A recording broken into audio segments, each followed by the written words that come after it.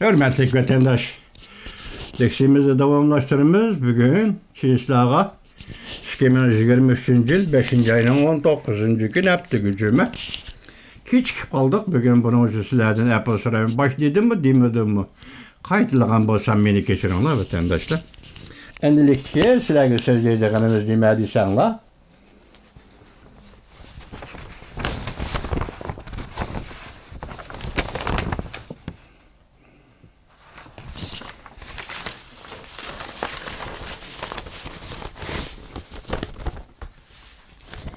Endiki mavzumunda baş görüp öttük, umum vaziyet qatarda ketdi. Bunun resmi anlamı sanlab olmaydı.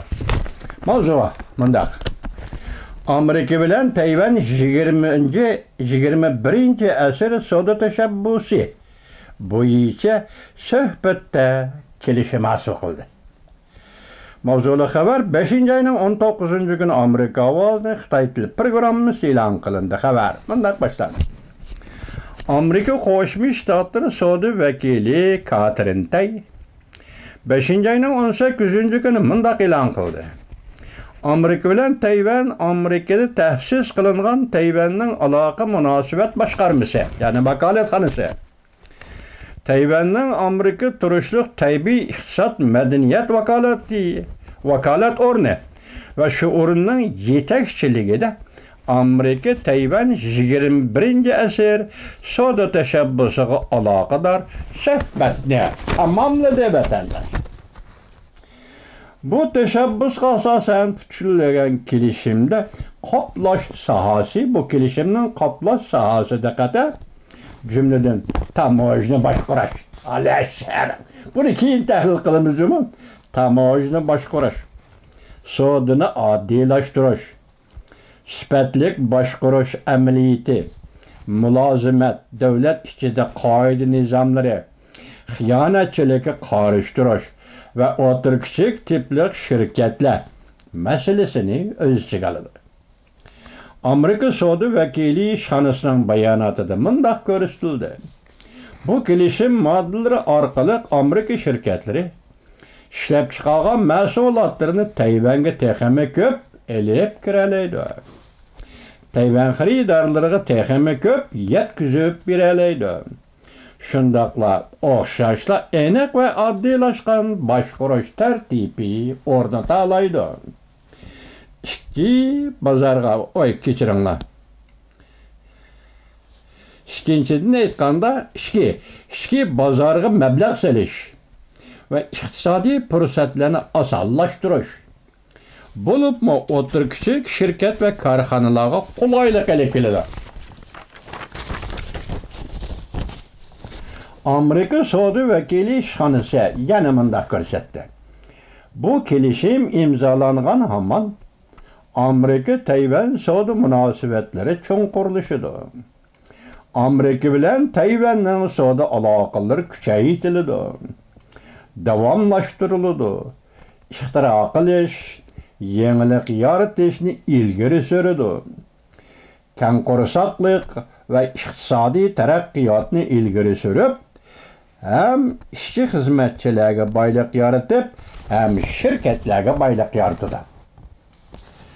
Amerika Soda Vekili Catherine Tai bayanatida mundaq ko'rsatdi. Yaratgan bu neticelerimiz Amerika Tayvan iqtisodiy munosabatlarining vakillik qilgan eng muhim qadamidir. Bu qadam bizning ortak iş qila oladiganligimizni oshkorlab berdi. Biz davomli mushundaq suhbat elib berishni umid qilamiz. Ahiri Amerika Tayvan o'rtasida eng kuchli ve yuqori o'lchamlik soda kelishimi imzolan. 21. asırdaki intayin ciddi ve tahirsiz soda xirislariga taqobil tura olaymiz. Yana bir xabar. Başta aytdik-ku, Robert Lighthizer, sobiq soda vakili, Jungodan strategiyalik ayrilib ketishni murojaat qilib, sobiq soda vakili Jungo Kompartiyasi bir necha 10 yildan beri Amerikaga iqtisodiy urush qo'zg'ab keldi deb ko'rsatdi. Mavzuli xabar 5-oyning 18-kuni Amerika ovozining Xitoy tili programmasi e'lon qilindi. Xabar mundaq boshlandi. Washington, Amerika sobiq savdo vakili Robert Lighthizer Davlat Majlisiga Amerika Qo'shma Shtatlarining Davlat Majlisiga mundaq ko'rsatdi. Chunki Kompartiya doiralari bir necha 10 yildan beri Amerika iqtisodiy urush e'lon qilib keldi. Davomini Alloh xolisa vatandoshlar aytib tayyorlab kelin buni. Esimizda bo'lsin, Amerika Jungo o kechiringlar Amerika Tayvan o'rtasida savdo kelishimi imzolandi. Jungoning savdo ministerligining ministri Wang Juntao yaqinda Washingtonni ziyorat qildi. Amerika Qo'shma Shtatlarining sobiq savdo ministri Robert Lighthizer Jungodan ayrilib ketish, iqtisodiy jihatda ayrilib ketishni murojaat qilib, Jungo bir necha 10 yildan beri Amerikaga savdo urushi qo'zg'adi dedi. Andan bu yerda yuqorgi ishki vaziyat deb bo'ldik. O'rta Osiyo davlat boshliqlari yig'ini va Yaponiya 7 davlat guruhining. Dünya mı şundasken değil mi vatandaşım?